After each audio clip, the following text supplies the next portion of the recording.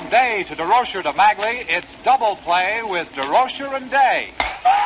With their guest, Sal Magile, here's another chapter of Double Play with Durocher and Day. Welcome to another visit with baseball's most exciting and controversial couple, Laraine Day and Leo Durocher, with their guest for today, Sal Magile. From a recent poll of baseball's most outstanding hitters, it was established that the home run was the most difficult task to perform. Now, Leo, what's your opinion? Not so hard to do. In 1938, in the All-Star game, I hit a home run. Thank you, Leo. And, Laraine, do you have anything to add to this? It may read that way in the record books, Mr. Durocher, but the home run didn't go any further out than the pitcher's mound. In fact, it was a bunt. Jimmy Fox picked it up and threw it to first, but Charlie Gehringer forgot to cover, and then Joe DiMaggio picked it up and threw it in the National League dugout. And while Hercules here was rounding the bases for this wonderful home run, Casey Stengel was dunking the ball in water. Well, why did he do that, Laraine? Well, he said it was too hot to handle. Pardon us, Leo. But while you and Laraine discuss this matter in private, here's an important message. And now back to Double Play with Leo Durocher and Laraine Day and their guest for today, Sal the Barber Magile. Hi there.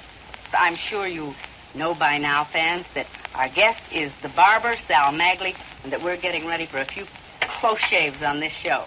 And right off the bat, Sal, I have a letter here. It's just signed a Giant fan number 1, Indianapolis, who says, I think it was very unfair to ban the players for jumping to the Mexican League. Well, I think we should ask you, since you were one of those players who was banned for jumping, do you think it was unfair? I went in it with my eyes open, and most naturally for financial reasons. So when they banned me for 5 years, I deserved it. But the way things broke out right at the present time, I'm glad that it happened because I acquired quite a bit of experience in Mexico in my pitching there. That you feel you wouldn't have acquired here if you had stayed? If you start 2 or 3 times and you don't do so well, why, you never know when you get another start.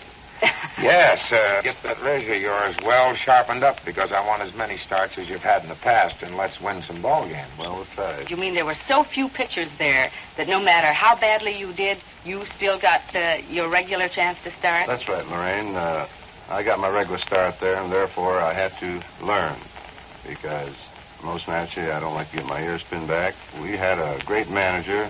He was a New York Giant coach, Adolph Luque, one of the greatest curveball pitchers in the majors. I decided to learn how to pitch, and he taught me just what the curveball was supposed to be for, not throw it in the middle of the plate to hit that outside corner. And therefore, I achieved that, and I can thank the Lord that I did learn it and went to Mexico. Sal, do you think it would be easy for a pitcher to win 30 games if he didn't always have to pitch against the top clubs? No, it wouldn't, Laraine, because you have to start every 4th day and relieve, and it's the only possible way you can win 30 games. And you have to pitch against all the ball clubs. Like myself, I have a lot of trouble with those bottom-place ball clubs because I think I don't bear down as much as I would if I pitched against Brooklyn. You're telling me I have to go out there and stick a fork in you some of the time. You get lazy, especially when they give you a good lead. I need a little needling now and then. Well, Dizzy Dean won 30. How did Well, he do? in the year that Dizzy Dean won 30, I was on the club with him, and Dizzy not only started every 4th ball game, but he relieved. I know that he went in many a ball game when the score was tied after the other pitcher or pitchers had pitched 10 or 11 innings, and Diz went in, and we would win it in the next 2, and he'd get credit for the win. And I say that in order to win 30 or more, you really got to pitch every 4th day. You've got to beat the top and the bottom clubs all the way down the line, and you've got to have an awful lot of luck. How many games did you start in 1951, Sal? Well, I started 38 ball games. And how many times did you relieve? I relieved exactly 5 ball games in 1951. Well, so it would have been pretty tough. Yes, You it can would. see that. It sure would. Well, speaking of winners, we would like to have our sponsor tell you a few words right now about a winner. And now back to Double Play with Durocher and Day. I think it might be very interesting to discuss nicknames. Your own, for instance, Sal. Well, How did you get the name of the Barber? It happened in St. Louis. I believe it was the second start you gave me, Leo. And you talked me into that, too. You had to go out and pitch so well the first time, I used you again. Well, the reason why, you didn't have anybody else. You know that. He was desperate. I'm tickled to death I didn't have anyone else. Well, I am, too. I'm not a barber in trade, but... And it has nothing to do with your being Italian. No, it hasn't. It happened in St. Louis. I pitched this peculiar game. I left 13 men on bases, allowed 11 hits. I walked 7, one of my wild days.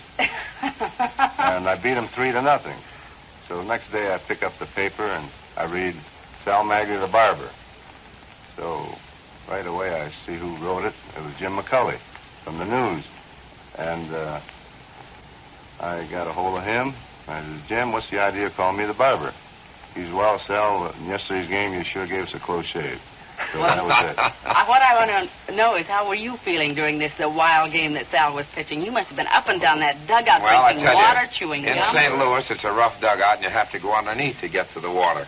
But I give you my word, I made many a trip from that corner back underneath and back out before he got through, as he says, walking 7 and 11 hits and 13 men left on base. Any given time, we could have been beaten with a base hit. You mean you could have pulled him out of that game at any given moment? Yes, but he had won the start previous to this one, and I just figured I'm going to let him go, and he told you the truth when he said I didn't have anyone else. Well, you know, Sal isn't the only cool, calm, collected member of his family. You know, when he's out on the mound, he looks so cold, like he has ice water in his veins.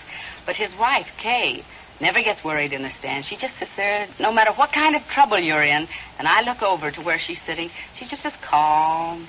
That's where Leo should be. Such confidence in How you. can I be that way with you guys out there, ball 1, ball 2? You don't have to worry. I don't. Oh, I know, yeah. We win a ball game 1-0, fans. 2-1. 10 or 11 innings, and when the players all file in the clubhouse, they all look at me like I got 4 heads, and they say, we had them all the way. Well, going back to nicknames, although I know you don't Don't like ask yours. me how I got mine. Yes, I want to know who gave it to you.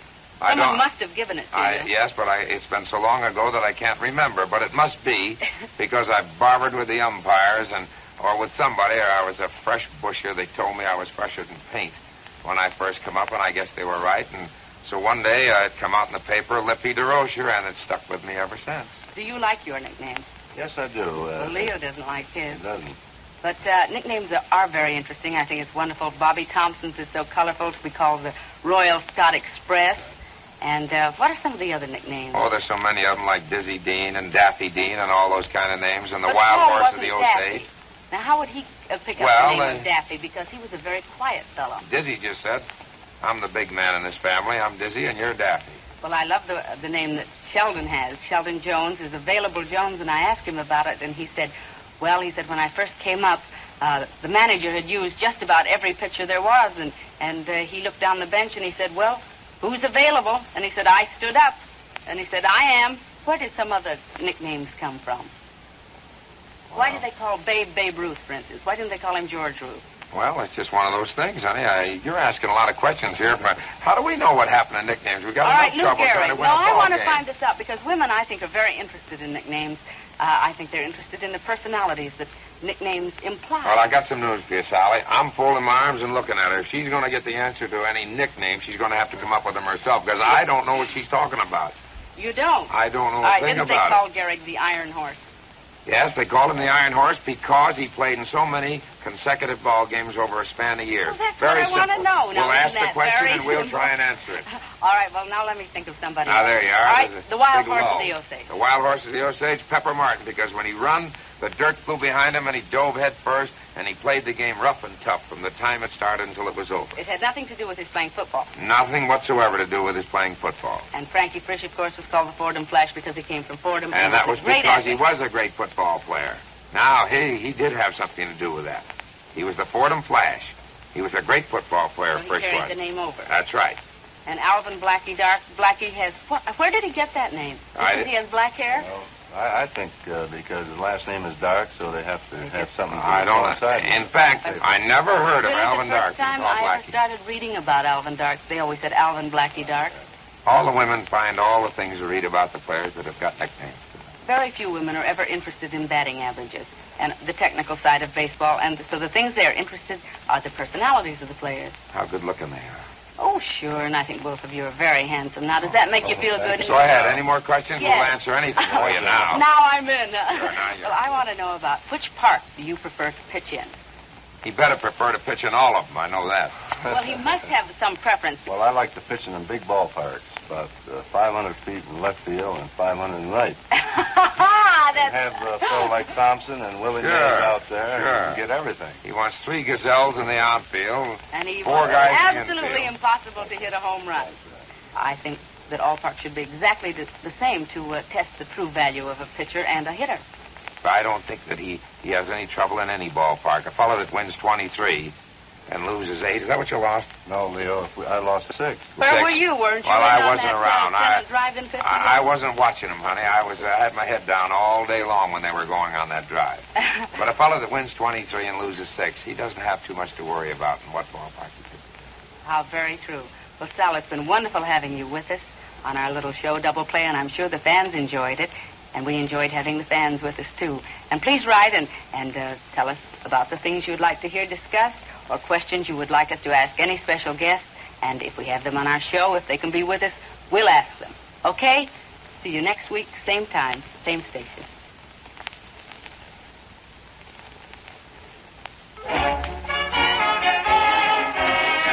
You've been listening to another chapter of Double Play with baseball's most exciting couple, Laraine Day and Leo Durocher.